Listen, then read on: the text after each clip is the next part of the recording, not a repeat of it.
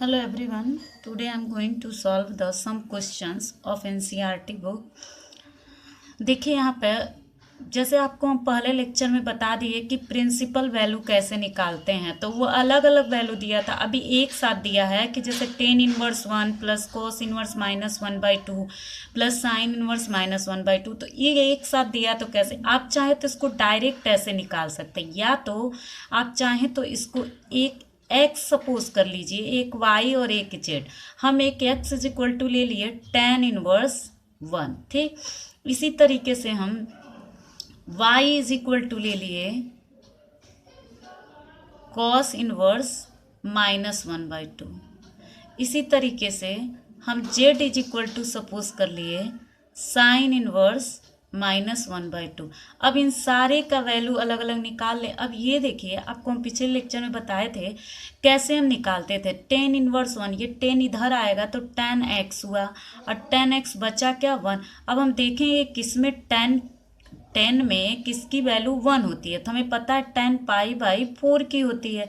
अब कंपेयर करिए तो एक्स की वैल्यू क्या आ गई, पाई/4। अब हम यहाँ देख लिए कि पाई/4 जो आया हुआ है वो बिलोंग कर रहा है किसमें, -पाई/2 से पाई/2 के बीच में, यानी कि उसके रेंज में आ रहा है। फिर यहाँ देखिए ऐसे ही y इज इक्वल टू दिया है, तो यानी हम इसको लिख सकते हैं cos y is equal to -1/2, ठीक। अब हम लोग को पता है कि कॉस में तो कॉस ऑफ -x को हम लोग लिख नहीं सकते हैं कुछ, तो इसको हमें चेंज करना पड़ेगा, तो माइनस को हम एज इट इज रहने देंगे। और 1/2 हम लोग देखेंगे कॉस में किसकी वैल्यू होती है, तो कॉस में 60 की वैल्यू होती है 1/2, तो हम लोग इसको लिख सकते पाई/3। अब यहाँ देखिए डायरेक्ट हम कंपेयर नहीं कर सकते क्योंकि यहाँ निगेटिव साइन है, तो हम लोग इसको चेंज तो कर ही सकते हैं। हम देखेंगे कॉस किस में निगेटिव होता है, तो कॉस सेकंड में निगेटिव होता है, थर्ड में निगेटिव होता है। चूँकि थर्ड हम यूज इसलिए नहीं करेंगे क्योंकि हमारा जो रेंज होता है वो 0 से पाई होता है, तो हम लोग पाई में ही लेके चलें। तो जब भी हम इसको प्रिंसिपल वैल्यू में चेंज करते हैं कॉस का, तो हम हमेशा ध्यान रखेंगे कि सेकेंड से ही करते हैं। अगर वो उससे भी बड़ा आता है तो फोर्थ से थर्ड में आएंगे, थर्ड से सेकेंड, ये काम करेंगे। भले 3 स्टेप में करेंगे लेकिन आपको सेकेंड में ही करना पड़ेगा।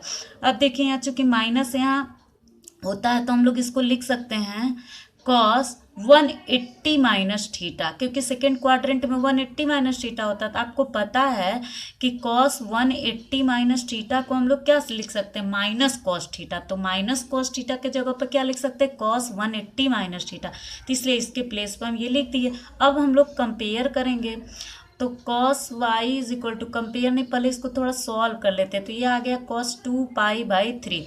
अब ये देखिए वाई, अब कंपेयर करिए तो वाई की वैल्यू क्या आ गई, 2पाई/3। अब 2पाई/3 पाई से छोटा है क्योंकि 120 डिग्री हुआ 2पाई/3 का, मतलब आप चेंज करके देख लीजिए ऐसे कि 2 इंटू 180 डिग्री अपॉन 3, अब 3 6 जा 18, 60 डिग्री, 6 2 जा 12, 120 डिग्री आया। तो इस तरीके से आप चेंज करके देख सकते हैं। ये आपका आ गया एक्स का वैल्यू, ये आपका आ गया वाई का वैल्यू। अब हम लोग जेड भी निकाल लेते हैं।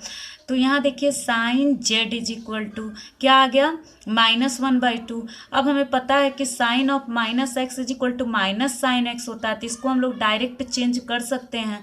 माइनस साइन 1/2 30 की वैल्यू होती है, तो हम लोग लिख सकते हैं पाई/6। अब देखिए डायरेक्ट अभी तो कंपेयर नहीं कर सकते, पहले हम लोग माइनस को इधर लिख सकते हैं कि ये क्या हो गया, साइन ऑफ -पाई/6, क्योंकि हम लोग पढ़े हैं sine of -x is equal to क्या होता है, माइनस साइन एक्स। तो माइनस साइन एक्स की जगह पे साइन -x लिख सकते हैं। तो अब देखिए कंपेयर करिए तो जेड की वैल्यू क्या आ गई, -पाई/6। अब सारी वैल्यू निकल गई। अब चूंकि देखिए हम लोग इसको क्या सपोज किए थे, x, इसको क्या सपोज किए थे, y, इसको क्या सपोज किए थे, z। अब ये इज इक्वल टू हो गया। अब x की वैल्यू क्या आई थी, पाई/4, y की वैल्यू क्या आई थी, 2पाई/3, z की वैल्यू -पाई/6। अब इसको जब हम लोग सॉल्व के लेंगे, एलसीएम लेंगे, 4 3 6 का एलसीएम क्या होगा, 12 होगा। अब यहाँ पे जब सॉल्व करेंगे तो ये क्या आ जाएगा, 3पाई, फिर यहाँ क्या आ जाएगा 8पाई, फिर -2पाई। अब ये सॉल्व करिए तो 8 और 3 11, 11 में से 2 गया, 9पाई/12 हो गया। अब 9 पाई/12 को हम क्या लिख सकते हैं, 3 3 जा 9, 3 4 जा 12, 3 पाई/4। मतलब कि आपका वैल्यू आ जाएगा tan−1 plus cos inverse -1/2 plus sin inverse -1/2 is equal to 3 pi. अब उसी पर बेस्ड जो टॉपिक हम पहले लेक्चर में आपको पढ़ाए हैं उसी पर बेस्ड 2.2 में भी कुछ क्वेश्चंस हैं, 16, 17, 18। देखिए उसको कैसे सॉल्व करेंगे। Find the value of each expressions. 16 number question, sine inverse sine 2 पाई/3, इसको भी हम उसी तरीके से करेंगे। देखिए कैसे, हम लोग सबसे पहले लिख लेंगे y इज इक्वल टू क्या, कि साइन इनवर्स ऑफ साइन 2 पाई/3। अब हमें पता है कि इसको हम इधर लिख सकते हैं साइन y को। अब आगे आपका साइन 2 पाई/3। अब यहाँ देखिए 2 पाई/3 का मतलब कितना वैल्यू हुआ, चेंज करके देख लेते हैं। 2 × 180/3, 3 6 जा 18, 60, 120 डिग्री। 120 डिग्री तो भाई 90 से ज़्यादा होता है, तो यानी 90 से ज़्यादा है तो सबसे पहले इसको चेंज करना पड़ेगा। आपको हम बताए क्या कि सेकेंड क्वाड्रेंट से चेंज करिए, अगर नहीं होता है तो थर्ड से, लेकिन थर्ड के बाद फिर सेकेंड में आपको आना पड़ेगा। तो यहाँ देखिए हम लोग इसको लिख ही सकते हैं कि 2 पाई/3 को साइन पाई माइनस पाई/3 लिख सकते हैं।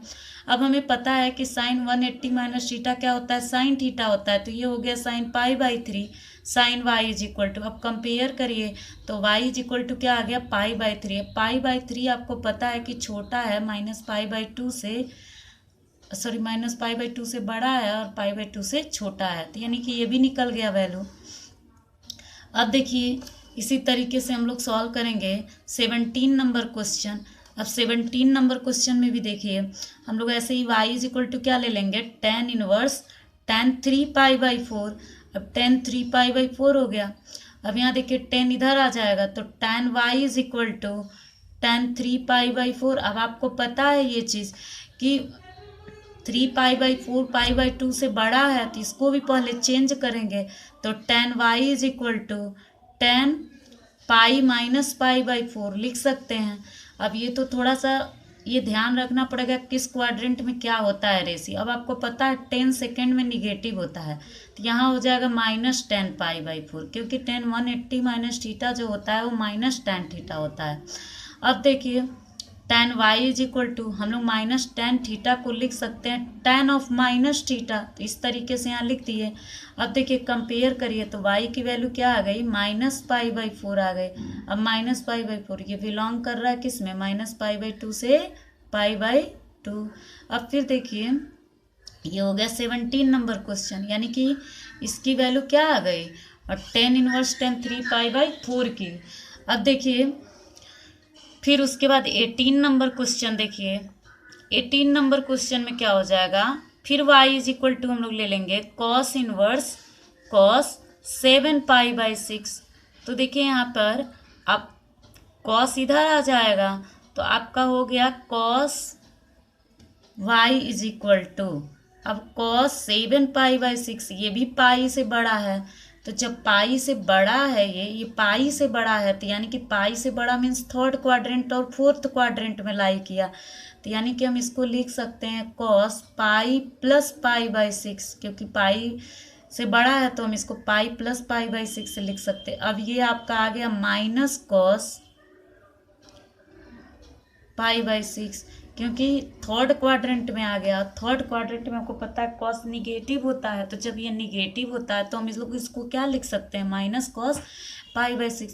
तो ये cos में तो माइनस वाला फार्मूला होता नहीं है, तो फिर हम इसको चेंज करेंगे। अब देखेंगे cos किस में निगेटिव होता है, तो अब ये बताइए cos जो है सेकेंड में भी निगेटिव होता है, तो हम लोग इसको लिख सकते हैं cos y is equal to cos pi minus pi, क्योंकि हमें पता है कि cos 180 माइनस थीटा को हम लिख सकते हैं -cos थीटा, तो -cos थीटा के जगह पर लिख सकते हैं cos पाई माइनस थीटा। अब cos से cos कंपेयर करेंगे तो आ गया आपका पाई माइनस पाई/6। अब इसको सॉल्व करेंगे तो आ गया 5 पाई/2। 6, y इज इक्वल टू, ये आपका आंसर हो गया। अब आप देखिएगा जितना भी 2.1, 2.2 और मिसलेनियस में प्रिंसिपल वैल्यू पर बेस्ड क्वेश्चन होगा उसको आप सभी लोग आज सॉल्व कर लीजिए।